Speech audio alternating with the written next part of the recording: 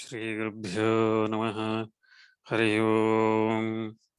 Gurur Brahma, Gurur Vishnu, Guru Saksha Maheshwara, Gureva Jagat Sarvam Tasmai Shri Gurave Namaha. Gurave Sarvalokanam Vishebhavaroganam Nidhe Sarvavidhyanam Dakshinamurtahe Namaha.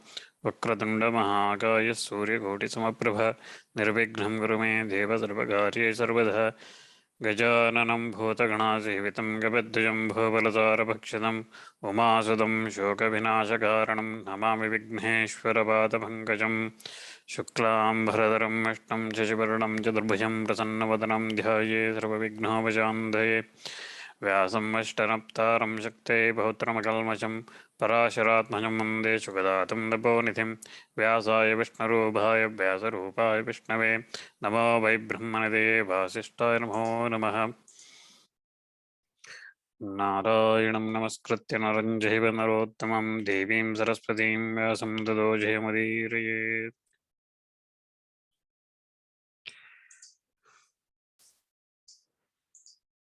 So last time we were looking at Arjuna's Vanavasa or forest life, how Vanavasa, how he spent time in the forest and what all happened. So he went all around the northern mountains, and then he went into towards eastern coast, and then went to Manipura, all the way around to Manipura, and then east coast, and then went to west coast.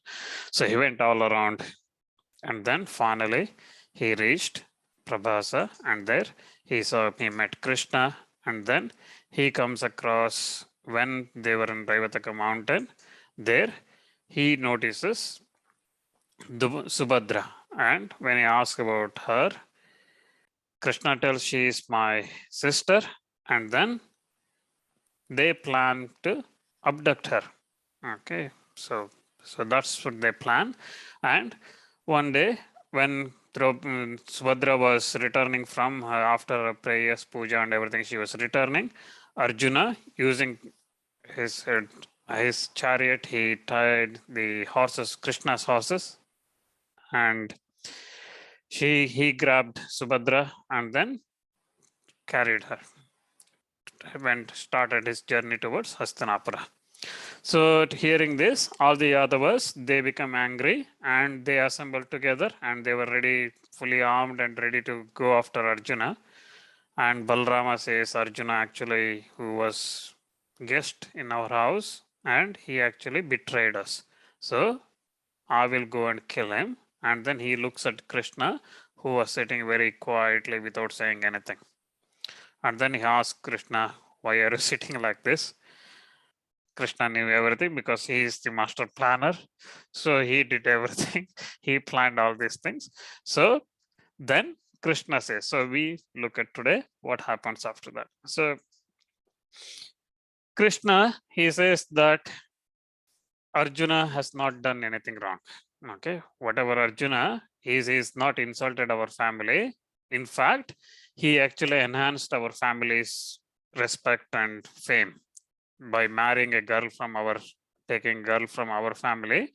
He has enhanced, because he knows that we don't take money or something to give a girl, and also he knows that if we arrange a Swayamvara, there is no guarantee that he is going to get the girl.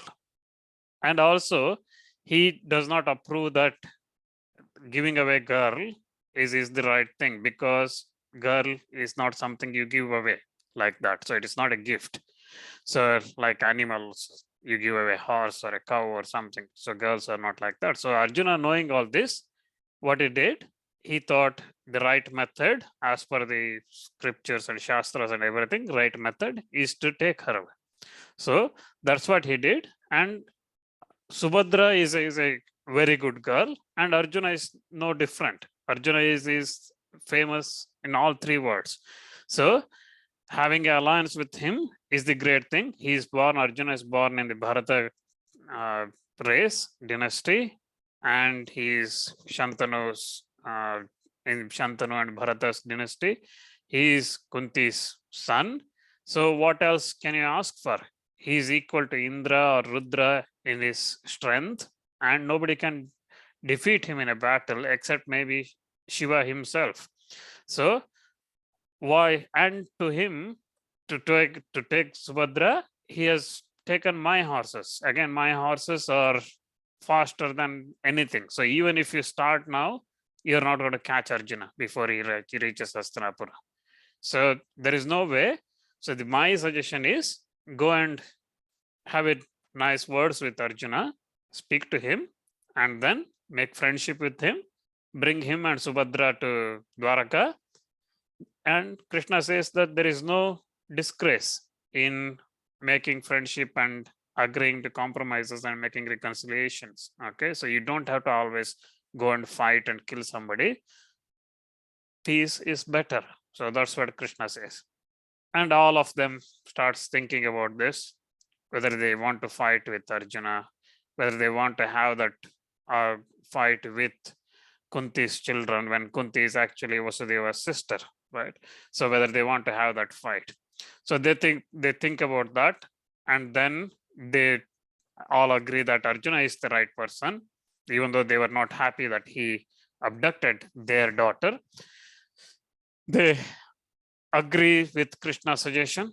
They go, they follow Arjuna. So they reach him, and then they tell him that he should come back to Dwaraka and then marry Subhadra properly. And then with that, Arjuna agrees, and they go back to Dwaraka, and there they have the wedding ceremony. And once the wedding is finished, Arjuna lives there in Dwaraka for about a year, and then he goes to Pushkara, and from there he completes his 12 years of forest life exile, and then he decides to return to Khandavaprastha. Everyone remembers why Arjuna went on a 12-year exile, right? It's been a long time. Anyone remembers? Because he entered the room when you destroyed. Very good. Yes, very good. So the brothers had an agreement that nobody will disturb when they are with Draupadi, and Arjuna had to enter. So as per that, he had to go 12 years. So now let's look at what happens when Arjuna returns. So when Arjuna returns, first he goes and worships all the Brahmanas in Khandavaprastha, and then he worships his brother, mother, and everybody, and then he goes to see Draupadi. So when he goes to see Draupadi, she was not happy. She was not happy because she says that Arjuna married another girl. So she was not very happy. She says Arjuna tries to convince her that she is Krishna's sister and blah, blah, blah. I liked her and all these kind of things. But Draupadi was not taking any of that. So Arjuna decides this is not going well. And then he leaves that place. And then he goes to Subhadra and asks her to dress like a cowherd girl. And then goes and tells her to go and seek blessings of Draupadi. So Subhadra goes first to Kunti and seeks her blessings, and Kunti blesses her. And then she goes to Draupadi and seeks her blessings and says, I am your new maid. I am going to serve you all my life. Please take me as your new maid. And with that, Draupadi was very pleased, and she says, you're not my maid, you are my sister, and your husband, I bless you so that your husband may never have any enemies. Okay, she blesses him, and then from that point onwards, they lived very happily.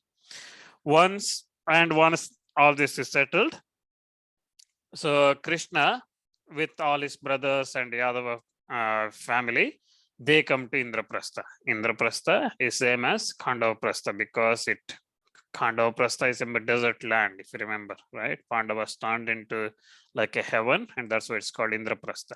So they come to Indraprastha, and when they all come, they were welcomed. Okay, so the Nakula Sahadeva go there and then welcome them all, and then Yudhishthira, Krishna actually seeks blessings of Yudhishthira because Yudhishthira is elder to Krishna, and then they embrace each other. And then Balrama comes again, he was received with due respect, and all the elders who came with them were worshipped, and then anyone equals Yudhishthira gave them again, welcomed them, and the younger ones he again blessed them. So they had all that welcoming ceremony. And then Krishna and Yadavas gave Arjuna and Subhadra lot of wealth as a part of the wedding gifts. Okay, so what all the things they gave? Krishna gave Pandavas 1,000 chariots. Okay, each of them, not just chariots, each of them filled with bells, rows of bells, and each of them having 4 horses, well-trained horses, and also charioteer. And he also gave them 10,000 cows from Mathura, each of them giving a lot of milk and excellent color. And then he gave them 1,000 mares with gold harnesses, white color one. And then he gave them 1,000 mules, all of them very good and working hard. And then he gave them 1,000 females, okay, girls as a to serve Pandavas, okay, to Subhadra and Arjuna and everyone. All of them again well dressed, good character. All of them he gave them, and then he gave them thousands of 100,000 horses, okay, and then he gave them 10 chariots full of gold, okay, to Subhadra. Some of them are actually purified, some of them are in raw war state. So he gave them all of that to Pandavas as a gift, wedding gift. And then again, Balrama, he gave 1,000 elephants as a gift to Subhadra and Arjuna. Each of them were huge, like mountains, and each of them covered with bells and everything else, golden ornaments and everything.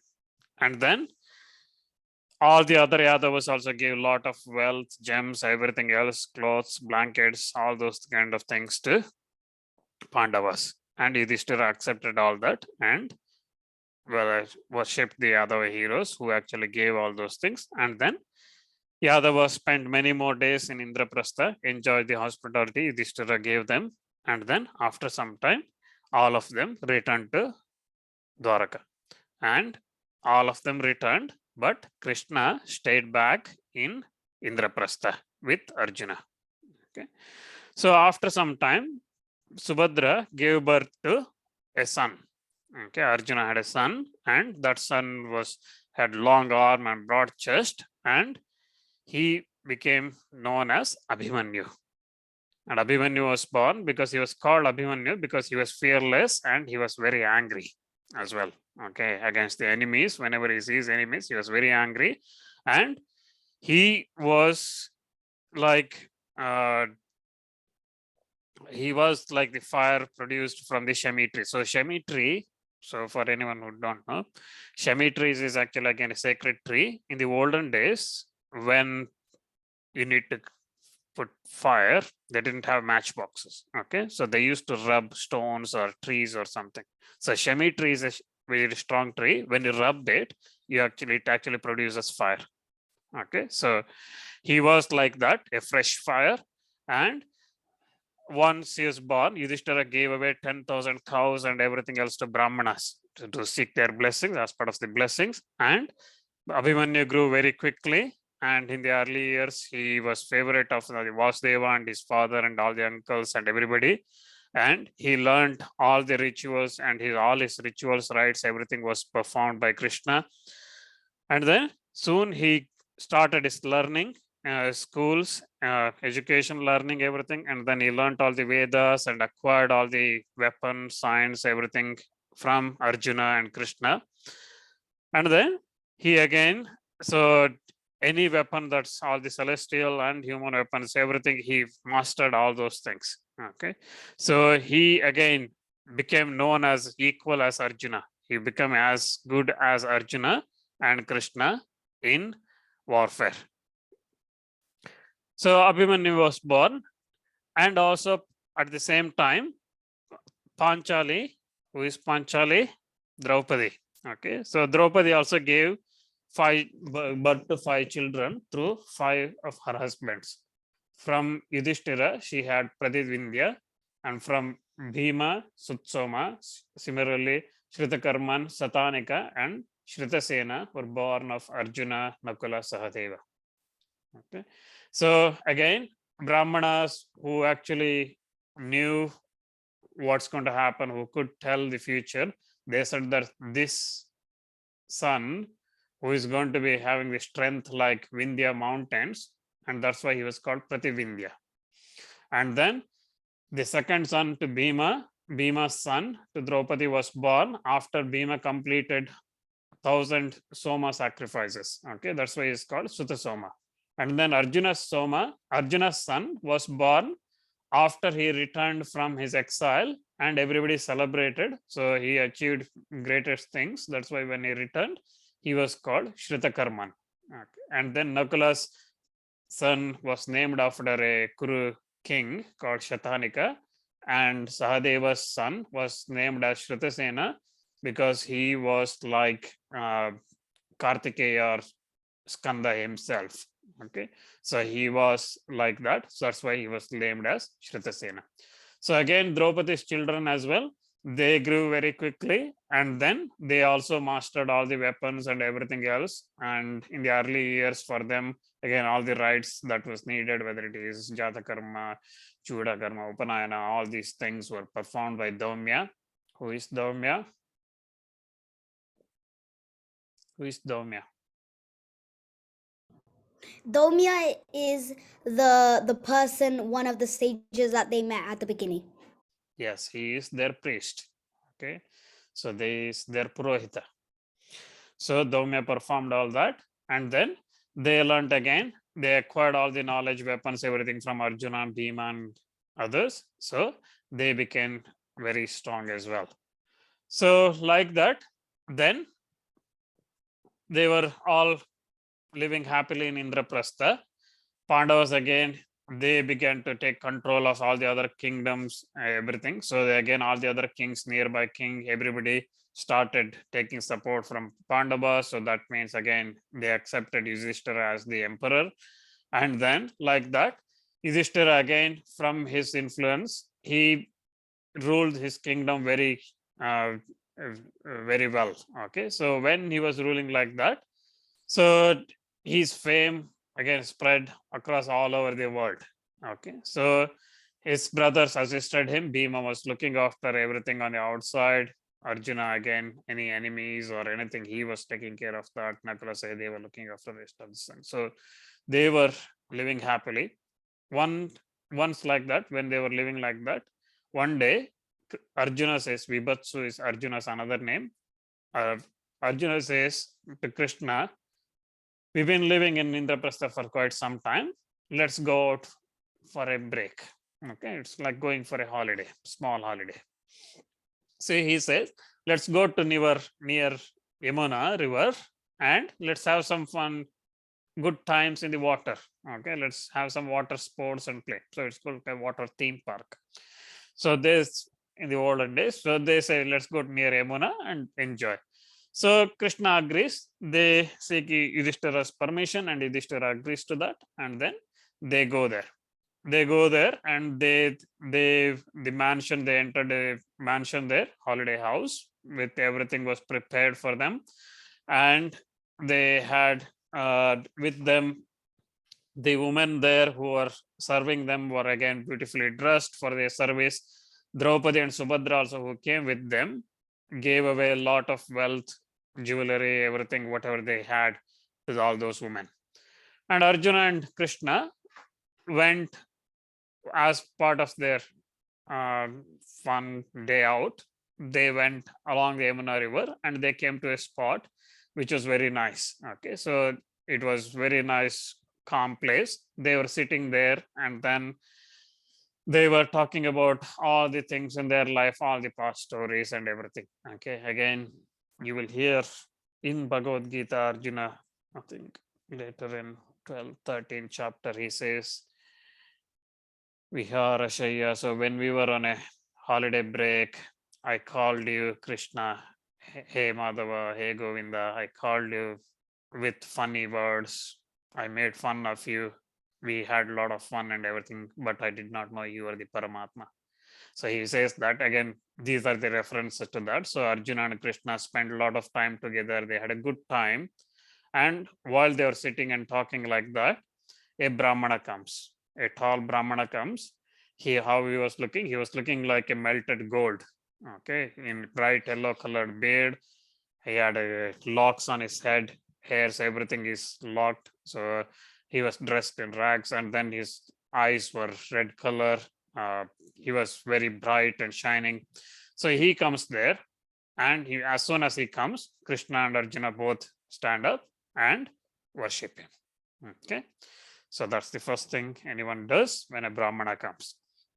Then that Brahmana, he says, I am someone who eats a lot and I am hungry now. So he asked Arjuna and Krishna. Arjuna and Krishna asked that Brahmana, what do you want? What can we do for you? And that Brahmana says, I am very hungry. I eat a lot. Feed me. And Arjuna and Krishna says, what type of food do you want? Prefer? Please tell us, and we will do everything we can to feed you. And then that Brahmana says, I am not an ordinary Brahmana. I am Agni. I am Agni, and I wish to eat this Kandava forest. Okay, I wish to eat the Kandava forest. The forest is always, he says that the Kandava forest is always protected by Indra, because there in that forest, Takshaka, the snake Takshaka lives, and Takshaka is Indra's friend. So whenever I go and try to eat that forest, Indra always pours heavy rain and protects Takshaka. So I fail to eat that forest many times. So help me. So help me so that I can eat that forest and fill my hunger. So he says that you both are very good in weapons and everything. You can prevent that rains coming through. So as I eat, you have to stop, make sure that nothing escapes from that forest, and also make sure that no rains falls. Okay, so I can eat all this. So when Agni says all this, Arjuna and Krishna were thinking, and at that time, Janamejaya, who is listening to all these stories from Vaishampayana, he asks, why did Agni want to eat that forest? Because there are a lot of creatures living, animals, birds, snakes, everything living in there. Why did Agni want to burn that forest? And at that time, Vaishampayana explains his story. Okay, why Agni, the background to this Agni's ask of burning that forest, Kandava forest, why Agni wanted to burn. Vaishampayana narrates a story of a king called Shvetaki. So there was a king called Shvetaki who was again he had a lot of strength, powers, and he was equal to Indra himself. So he was ruling the entire earth, and there was no match for him on the earth. And this king was very much religious and righteous, and he was performing sacrifices, giving away a lot of wealth in charity, and he was very intelligent as well. He performed all the great sacrifices, and he presented a lot of wealth to Brahmana. Okay, he gave away a lot of wealth to Brahmanas, and his Ritviks are the priests who actually perform the sacrifices or puja or whatever. Okay, so they performed his sacrifices for many years. Okay, and all those priests were actually tired, very tired, by sitting in front of the fire for so long and taking smoke and pouring ghee after ghee after ghee. We can do homa for 5 days, 10 days, 15 days, but if you're doing for hundreds of years, you're going to get tired. So all those Ritviks are very tired. Once the sacrifice finished, they all went away. And the king again asked those Ritviks to come back to do another sacrifice. All of them said, no, we are very tired, we are not coming. Okay. Then the king again invited more people, more Brahmanas, Ritviks to come and help him in completing, do another sacrifice. Nobody was coming. He tried every Brahmana, every Veda knowing Brahmana who is suitable to perform the sacrifice. Nobody was coming. King became very angry and he became very disappointed. He says he wanted to perform another sacrifice, which is going to last for about 100 years, but he found no priest to assist him. So he became very angry. He says, what I have done? Because all I'm trying to do is the right thing, doing sacrifices, giving wealth to Brahmanas. That's all I want to do. But nobody is trying to assist me. I'm not trying to do a sacrifice with evil intentions. I'm trying to do the right thing, right sacrifices, which is said in our Shastras. Why nobody is assisting me? But then when he says that, the Brahmanas knew that they had to help, but they also knew that they can't help, okay, because they are going to be tired if they do it for tens of years and hundreds of years, sacrifice, sit in the sacrifice for that long. So the Brahmana says that the only way person who can do your sacrifice is Rudra himself. So go and ask Rudra whether he will conduct your sacrifices. And with that, Shvetaki goes to Kailasa. He goes to Kailasa mountain and he prays to Mahadeva.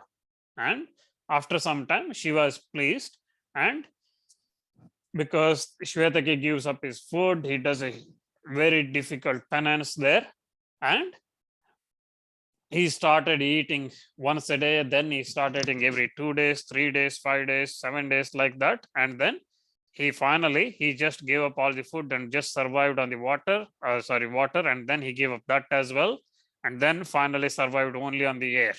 And then he stood there with his arms raised, and for long time, he stood there like that, praying to Shiva. And finally, Shankara became very pleased, and he comes in front of Shvetaki and says, what do you want? What boon you want? And king asks Shiva to assist him in a sacrifice. And Shiva says he will assist him, but before that, the king has to do a 12-year sacrifice, and he has to pour ghee continuously 12 years into a sacrifice fire, and he has to live as a brahmacharya mode during that 12-year period. And if he does that, Shiva says he will assist him.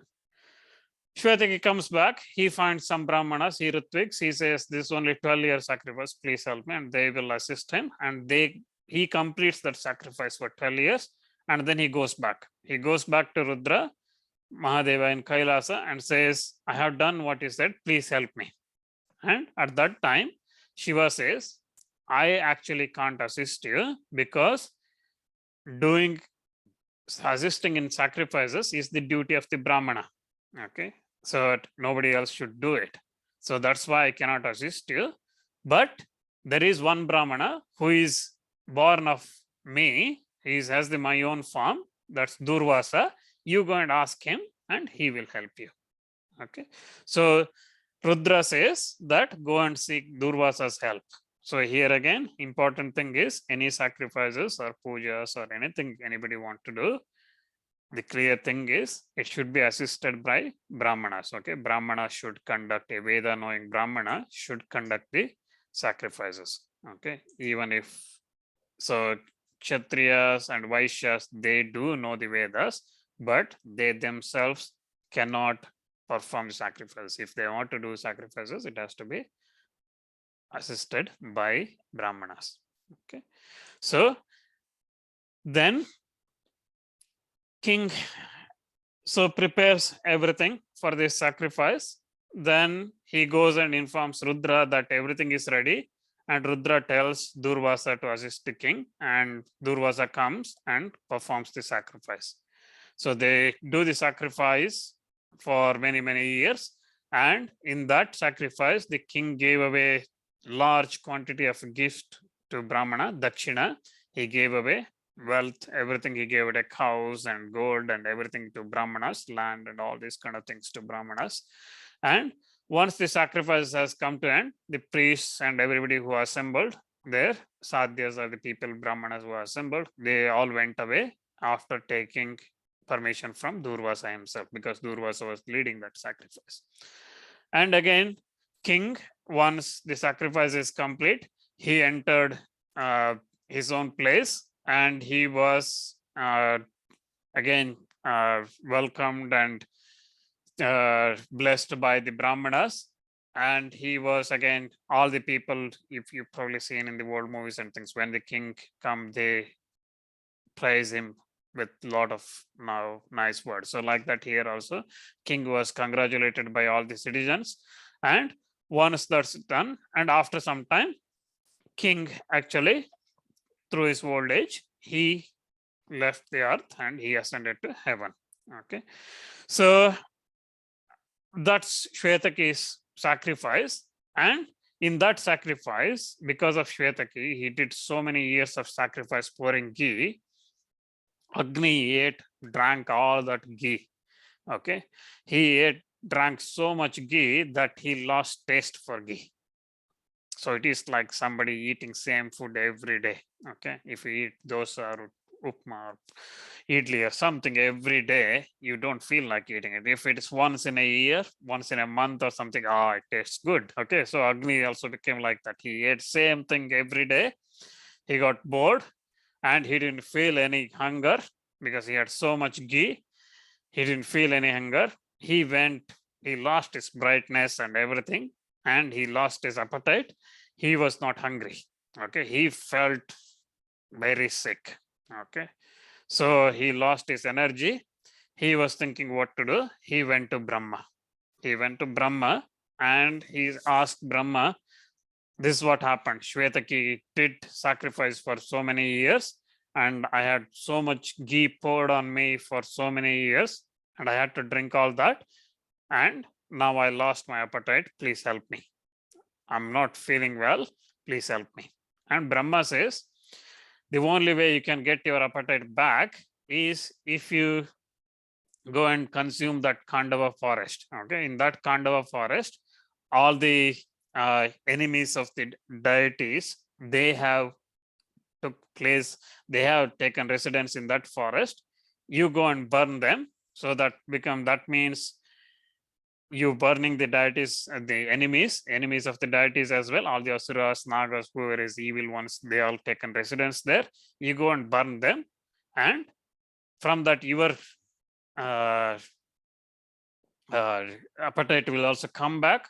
You have something different to eat, but also those enemies of deities also will die. So Agni agrees to that. He goes and starts burning that forest. As soon as he burns, because Takshaka was living there, Indra pours rain, heavy rain, and Agni had to stop. So Agni tried like this 7 times. He went and started burning that forest, and Indra came and poured with heavy clouds, thunder and rain. Agni had to stop. So Agni, with that, he became very disappointed.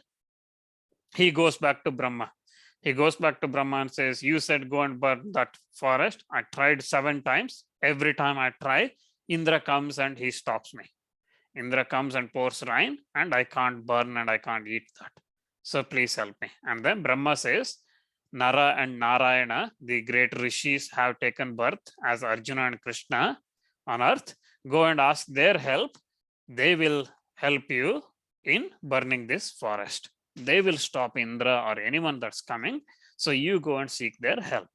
So Agni, with that in mind, comes to Arjuna and Krishna, who were resting in Yamuna banks as part of their holiday, comes to them and says, please help, I want to burn this. And with that, Arjuna and Krishna both say that, yes, we will help, but we need your help as well. Because if we have to burn this, and if we have to resist Indra and make sure that nothing escapes from this forest so that you can eat everything, we need, Arjuna says, I need a chariot which can go very fast, and I need with very good horses in it, and I need a bow which I can release arrow after arrow very quickly, many thousands and thousands and thousands of arrows. Even then, that bow should not break. It should not cut, its string should not cut, or the bow should not break. And also, I need a lot of arrows. So if I carry so many arrows in my chariot will break. So I need something, an arrow which never goes away. Okay, which never goes away in the sense, even if I release, I will have one more arrow. So I just need something like that in my. So he says, if you do all these things, again, this is not for me, this is to assist you. If you do all this for me, I will assist you. I'm happy to help you, but with my chariot currently I have and the horses or the arrows I have, I cannot promise that I will be able to successful. So you need to help me to become successful in this task. When Arjuna says that, Agni remembers Varuna, and Varuna comes there, and Agni asks him to provide a bow, arrows, and the chariot, and also he asks him to give the he also asks Varuna to give that bow which is called Gandiva, and the chakra discus which Krishna holds, also give that to Krishna. So now Varuna says he agrees to give that to Arjuna and Krishna. So he says, okay, so he gives that excellent bow, which is of again of a great energy, and that bow, Varuna says that if anyone holds, there will be no one equal to them in the warfare. So nobody can injure that person if somebody holds that bow, because it is such a powerful bow, and anybody, you can defeat anybody with that.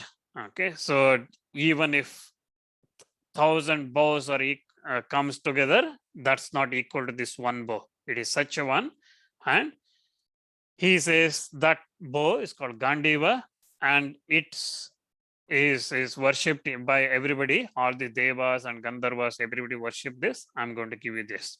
And he also gives him 2 arrows, and he says that these arrows will never run dry. That means you release one, you will have one more back in your pocket. You will release another one, and then again it comes back. Okay, so you will always have. So that means with 2 arrows, you can do any warfare. You don't need to carry a lot of them. And then he gives them a chariot. He gives them a chariot which has a banner flag on it of a large ape. Okay, so a monkey shape ape is there. That monkey is, again, you will hear later in Mahabharata, is actually Hanuman himself sitting there. So he says that that chariot, again, which has got the horses from actually from the Gandharva region, those horses are very fast. They go as fast as a wind, and they are, this chariot again can go as fast as one wishes. Okay, so it goes, it was made by Vishwakarma himself, and then it was given to Chandra. Chandra is Soma, so it was given to Chandra, and Chandra, through that, he became the king of all the worlds. Okay, so and that chariot he was going to give to Arjuna, and he says that the ape which is there can scream, that in the flag, whatever that ape is there, that ape can scream, and with that scream it can terrorize the enemies. And also the chariot had many other flags with all the other animals, and those all could scream and scare the enemies. Okay, so again you will hear in Mahabharata this ape making huge sounds and scaring Kaurava army and everything later on. So now Arjuna takes all that from Varuna, and he prepares himself. He goes around that chariot, worships it, namaskara, and then he mounts on that, he climbs on that chariot and says he is ready. Okay, so when he is ready, so we will see what happens next in next week, and probably we will have, probably I think we got 2 more classes, and then we will complete Adi Parva, the first chapter of Mahabharata. Okay, any questions?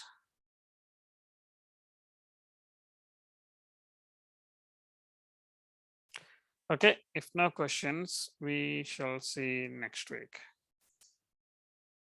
Okay, thank you.